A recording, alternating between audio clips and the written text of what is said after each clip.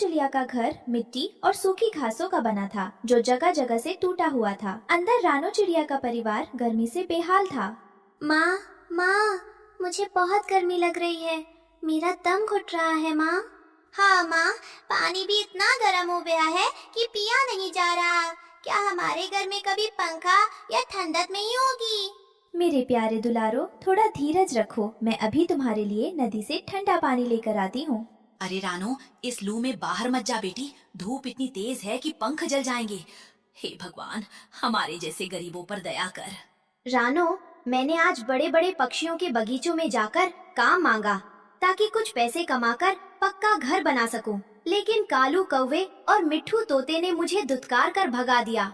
लेकिन टुन्नू जी, आप परेशान मत होइए। भगवान के घर देर है अंधेर नहीं। मुझे पूरा विश्वास है वो हमारी मदद जरूर करेंगे। दूसरी तरफ कालू कौवा, गोरी कौवी, मिट्ठू तोता और तोती अपने आलीशान पक्के और ठंडे घरों में बैठे थे। वे तरबूज खा रहे थे और रानो के परिवार का मजाक उड़ा रहे थे। अरे कालू जी, जरा देखो तो उस रानो चिड़िया के घर को। ऐसा लग रहा है जैसे अभी धूप से पिघल जाएगा। काव काव। गोरी, जो गरीब है वो तो गर्मी में तपेंगे ही। हमारे पास पैसा है, हमने पक्का घर बनाया है। हम क्यों उनकी परवाह करें? सही कहा कालू भाई, इन गरीबों का तो रोज का यही रोना है।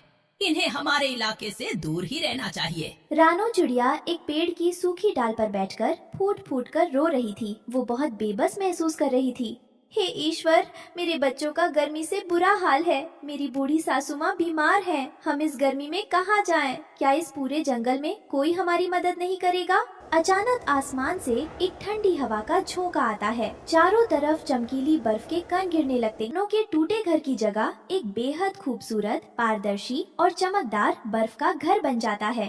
अरे वाह, ये तो बर्फ का घर है। लेकिन परी जी, इतनी भयंकर गर्मी में क्या ये बर्फ पिघल नहीं जाएगी? नहीं रानो, ये कोई आम बर्फ नहीं है। ये जादुई बर्फ का घर है।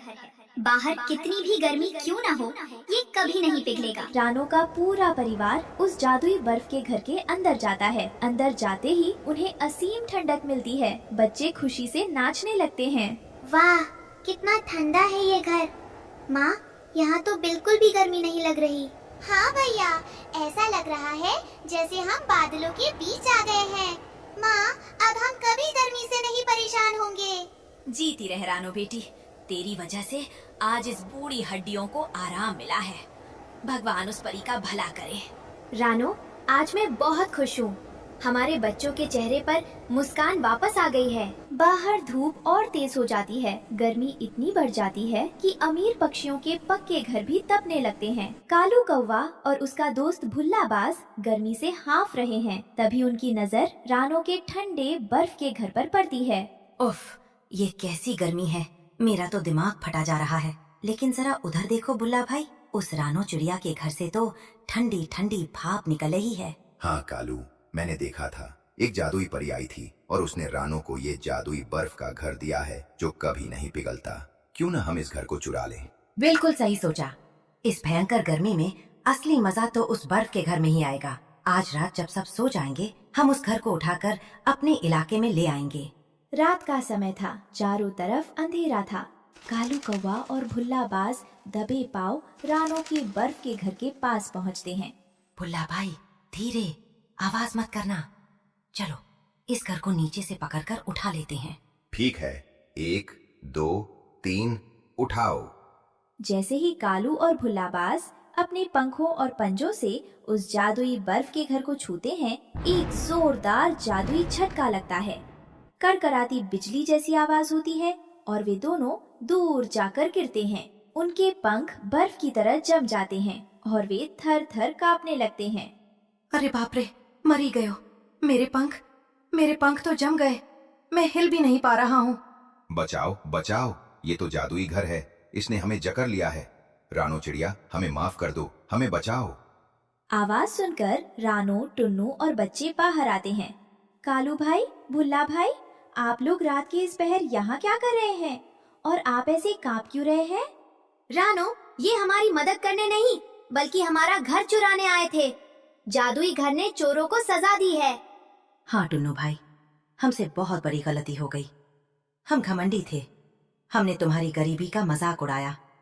आज गर्मी ने हमारा हाल बेहाल किया तो हमें अपनी गलती का एहसास हुआ।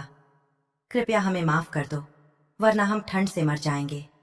कालू भाई, लालच और घमंड का अंत हमेशा बुरा होता है, लेकिन हम आपकी जान नहीं लेंगे। दो और इनके पंखों को ठीक कर दो।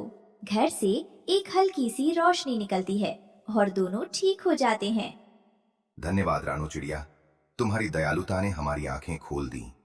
आप दोनों चाहें तो इस गर्मी के मौसम भर हमारे घर के बरामदे में आकर बैठ सकते हैं।